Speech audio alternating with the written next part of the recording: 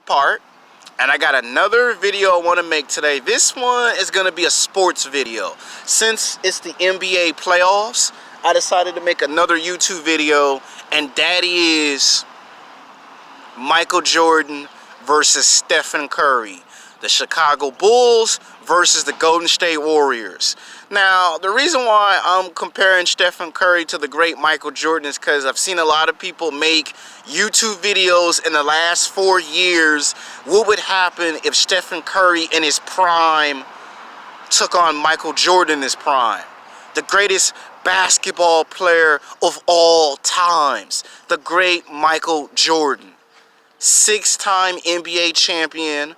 6-time NBA MVP, 3-time NBA All-Star MVP, the only man to have 2 statues, one in New York City, one in Chicago, and the only man to have 2 three-peats, win 6 NBA championships, and go undefeated in the NBA Finals. The only player to have a perfect record and winning championships. The only player in history to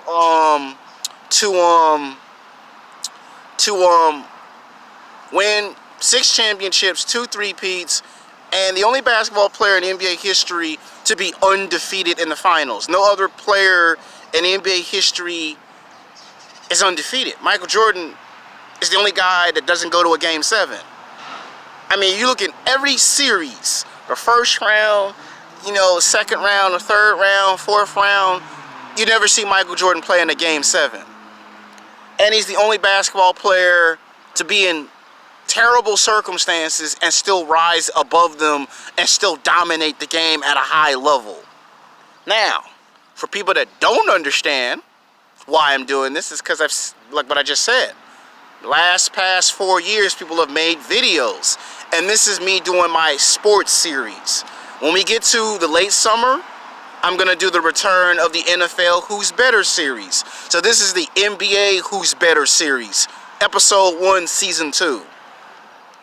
Now, Michael Jordan got drafted in 1985, and he was selected, I can't remember if he was selected number 3 or number 4.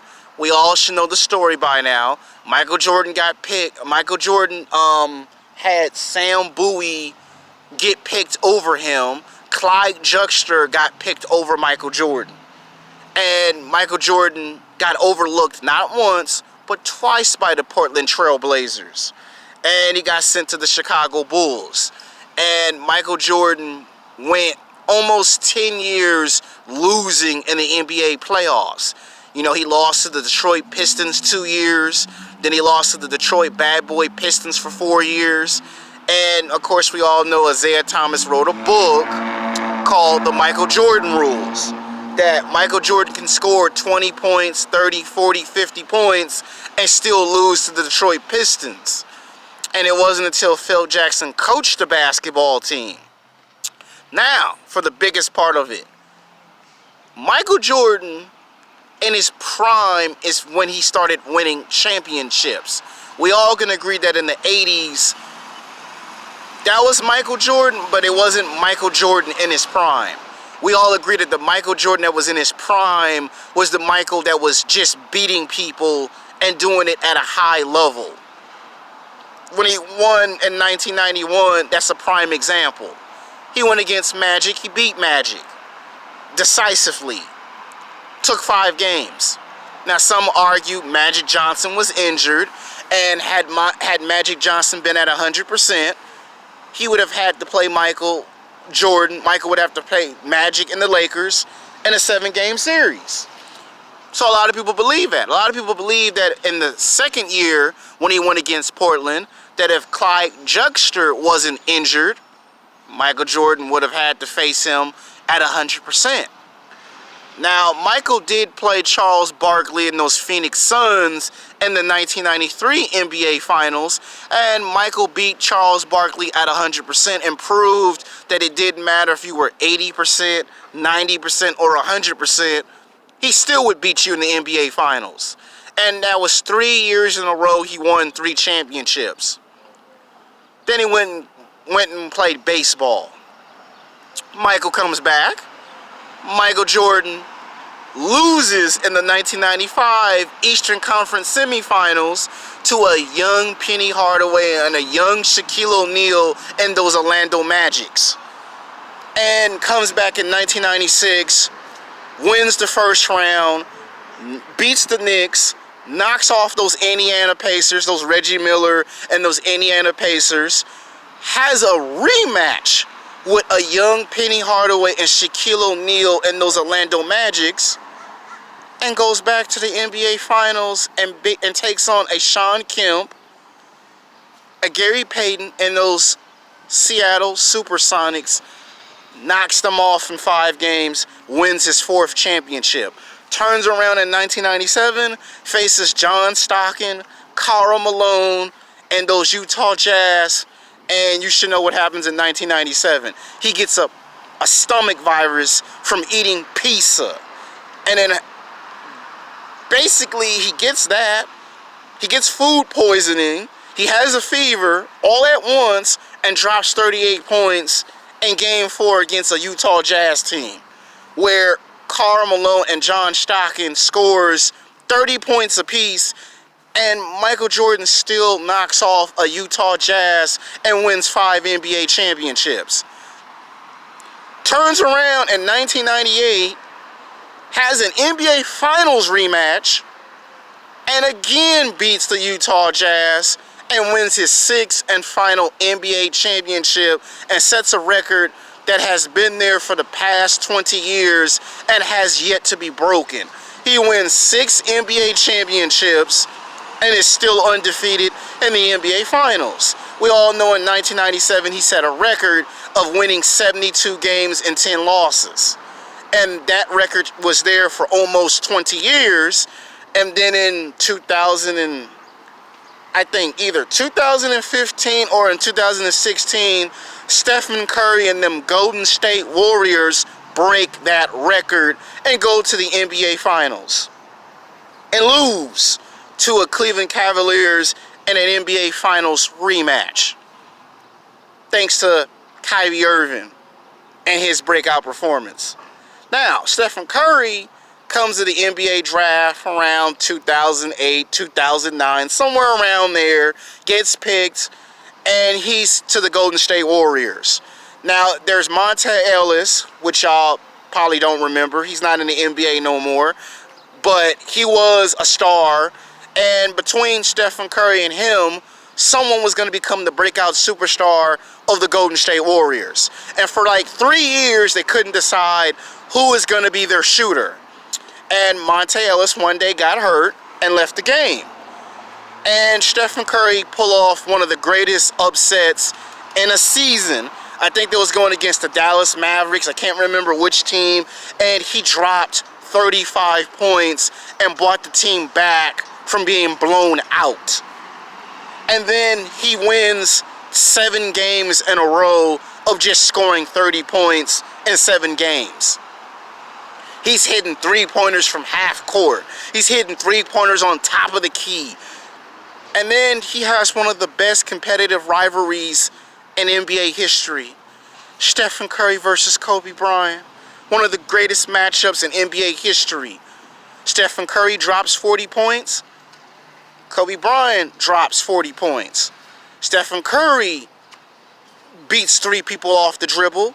Kobe Bryant beats 3 people off the dribble. Stephen Curry goes head up on Kobe. Kobe comes back and goes head up on Curry.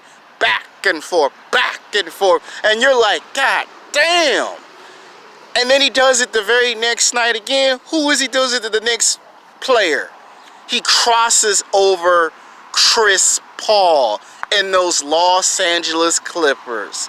You see Chris Paul trying to go to the right, trying to go to the left. See him fall flat on his ass and embarrassed. And Stephen Curry like, you can't guard me. And next you know, you turn on YouTube and what do you see? Everyone crossing over people like they're Stephen Curry. Doing reenactments of Curry crossing over Chris Paul. And Chris Paul mad as hell. I want a rematch. A month later, here comes a rematch. Stephen Curry drops 40 points on them damn Clippers.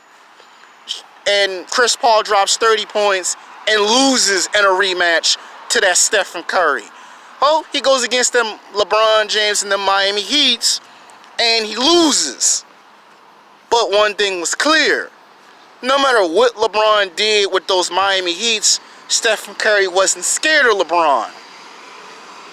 Until LeBron goes to Cleveland, and they give us another one of those rivalries.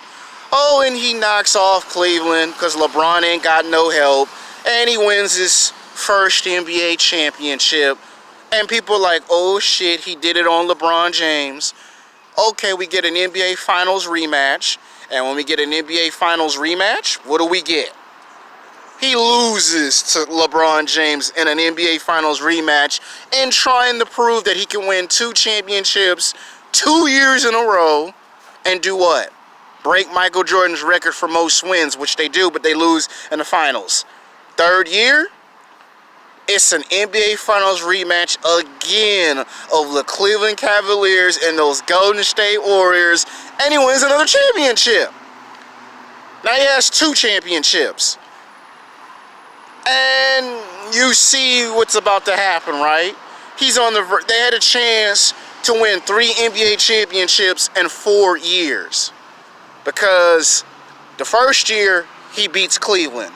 The second year, he loses to Cleveland. The 3rd year, he beats Cleveland and wins 2 titles. Then he turns around and he goes back to the NBA Finals. Because if you look at 2018, you see what happens again. Yeah, somebody won the championship last year. Them Warriors. And he's sitting here with 2 to 3 NBA championships. Tied up with LeBron James. And now he's trying to go on the verge of winning a 4th championship. And people are scratching their head because what he's doing is hard to do at this level. Now, the one thing that hurts Stephen Curry is them injuries. Oh yeah, them injuries. And you see this, and you see he gets the MVP. You know, he gets the commercials, and he's a superstar. And now we add up the accolades. We add up the matchups.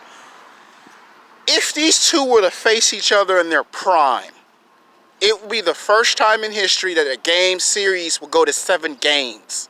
It will take 7 games for Michael Jordan to beat Stephen Curry in his prime and knock off those Golden State Warriors.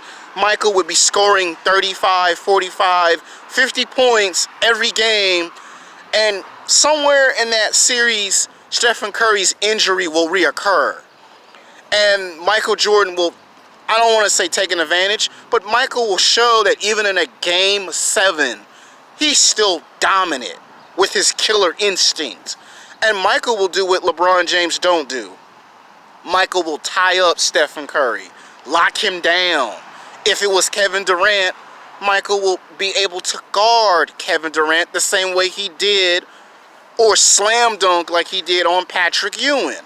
If Draymond Green switched to the left, Michael will be free to go for a layup, a dunk, or hit a 3, or pass the ball and collapse the defense, causing confusion, making it impossible for them to read his defense. And then Michael will switch up on offense and isolate Curry away from the ball, forcing Curry to play nothing but defense.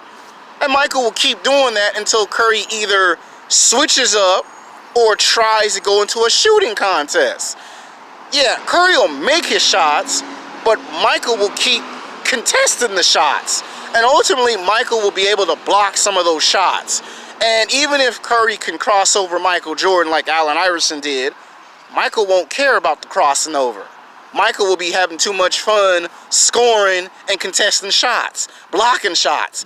And Michael will wait, and even if the game went into an overtime, 2 overtimes, 3 overtimes, Curry would have 50 points, Michael would score 55 points. And eventually, Stephen Curry will get worn out, and then he would be in the foul trouble, where Michael only have 2 or 3 fouls, Curry will have 5 fouls. And ultimately, a decision will be made. Take him out of the game and put Klay Thompson on him. And Michael will continue to keep scoring because there won't be no one in the game to stop him. Even if Draymond Green tries to get up on Michael, it won't do any good because Michael will cause him to get into what? Foul trouble. And it'll be pretty much the same way he dogged out them Jazz. It'll be an error. Klay Thompson won't be paying attention, and then Michael steals the ball, and Michael goes for the top of the key and hits that three and puts the dagger in their heart. So by a big slight edge, not too much of a big edge, but a slight big edge, Michael Jordan wins in his prime against Curry. And the only reason for this is that the injuries is the only thing that will hurt Curry. If Curry was injury-free, then the winner would be Stephen Curry. But it's Michael Jordan because he's undefeated in the finals, and it's hard to catch Michael at a moment's notice. Like, there are not too many games where you can catch Michael off guard. And even if Michael's off guard, he was able to regain composure throughout the game. So this is the first episode. I know some of you Warrior fans gonna say that's BS. You're just a Michael Jordan fan and a Warrior hater. I'm just telling you what would happen if they played in their prime. Second episode, Kobe Bryant versus Magic Johnson. Till next time, peace.